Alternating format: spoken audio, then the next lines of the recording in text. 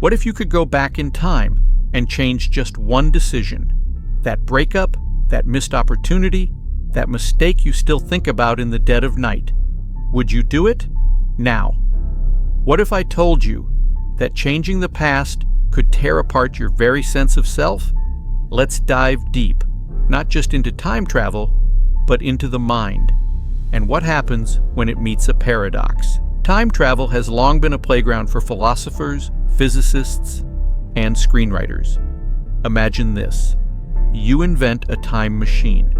You decide to test it by going back 30 years, to a time before you were born. You find your grandfather and accidentally prevent him from ever meeting your grandmother. Now here comes the kicker. If your grandfather never met your grandmother, then your parents were never born. And if they were never born, you were never born.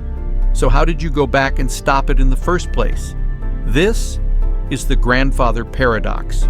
It's not just a logical loop, it's an existential crisis. This paradox doesn't just break the timeline, it breaks your mind. Let's forget physics for a second and think emotionally. Let's say time travel is real. You change the past, you save a loved one, you fix a regret, you alter something. But suddenly, your memories don't match the new world around you. You remember your brother drowning at age 12, but in this new timeline, he's alive and thriving. So, which memory is real? This is called temporal dissonance, a psychological state where your internal timeline doesn't sync with external reality. It's like gaslighting by the universe. You're forced to question your sanity, not because you're wrong, but because the truth keeps shifting.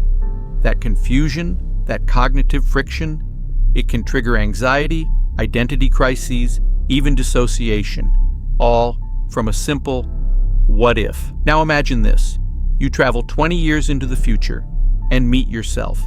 Only you're not what you expected. You're broken, bitter, alone, and you realize you are the reason. This is called a self-collision paradox, when your past and future selves collide and neither one can stay the same. Psychologically, this is profound. In real life, we only evolve through gradual change. We look back and barely recognize our teenage selves.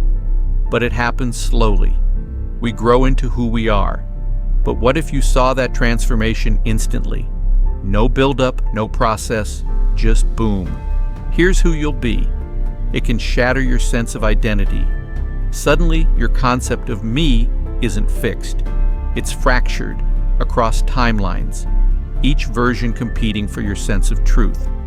You might wonder, if my future self is this person, was I ever really who I thought I was? Here's another twist. What if some things are fixed points in time, events that must happen, no matter what you do? Your mother's death, the betrayal that shaped you, the accident that gave your life meaning. If time resists your attempts to change it, then free will collapses. You're not changing fate, you're confirming it. This is called temporal fatalism. It raises a brutal question. If I can't change the past, why try at all?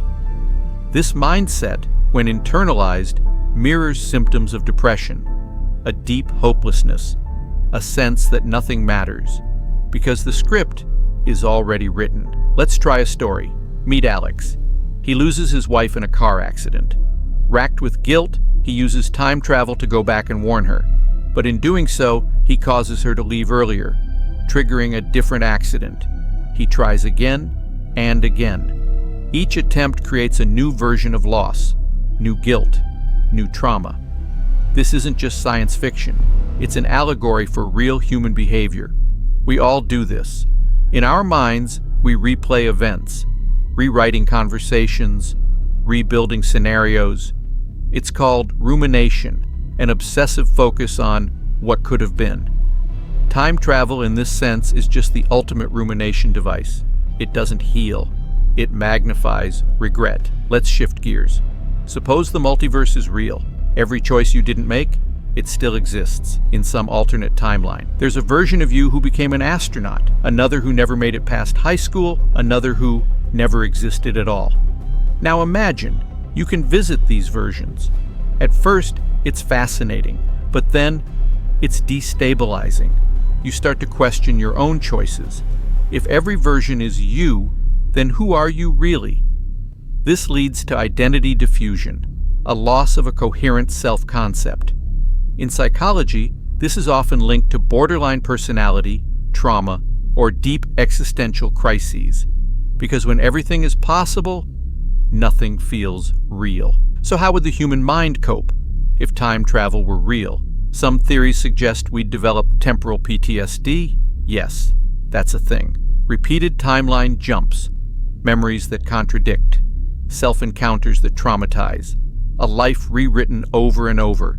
The human mind is designed for linear time, cause, then effect, memory, then meaning.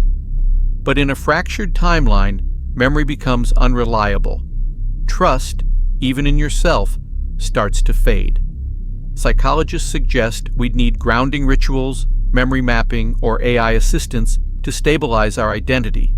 Otherwise, we risk losing ourselves completely. In the end, maybe time travel isn't about science. Maybe it's a mirror, a way to look at how we regret, how we remember, how we try to fix what's broken. The paradox isn't in physics, it's in us. We want to move forward, but we're haunted by the past. Time travel asks, if you could go back, would you? But the better question might be, if you can't go back, can you still make peace?